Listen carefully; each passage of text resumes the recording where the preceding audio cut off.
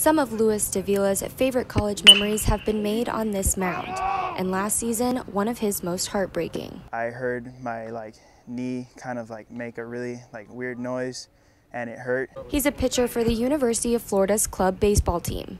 During a practice earlier this year, his patella slipped out of place and in the process ripped the cartilage from his femur. I had surgery to get that piece of cartilage transplanted back to where it fell off of, and so it could grow back. Injuries in club sports aren't an uncommon thing. In fact, according to a study by researchers at Clemson University, club sport participants were found to have a significantly higher rate of injury when compared to NCAA-regulated sports. In that study, it was found that injuries in club sports happen at a rate of 18.3, compared to 13.8 at the highly regulated level. Researchers attribute the disparity to a difference in skill level among athletes, the intensity of the games, and less attention paid to conditioning and injury prevention. A lot of the rules aren't as regulated as the NFL or MLB or even college sports in general. Austin Clark works as a fitness supervisor for rec sports.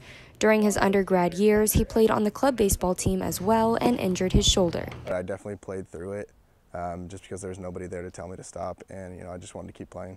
He says playing through injuries is a common occurrence for athletes involved in club sports. During our investigation, we learned that's because there are no universal requirements for injury prevention and treatment at the club level. Benjamin Hecht is a lineman for UF's club football team.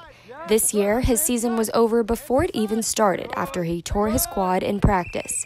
He says whenever someone gets hurt, no one really knows what to do. Someone will go down and it's kind of like, who's got the best knowledge about health and sports injuries, where none of us are really certified. But the issue is bigger than just broken bones and torn ligaments.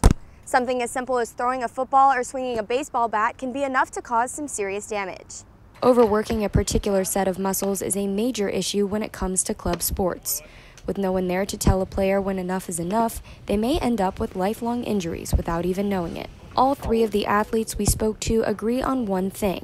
The required inclusion of an athletic or physical trainer at practices and games is something that needs to happen, and sooner rather than later.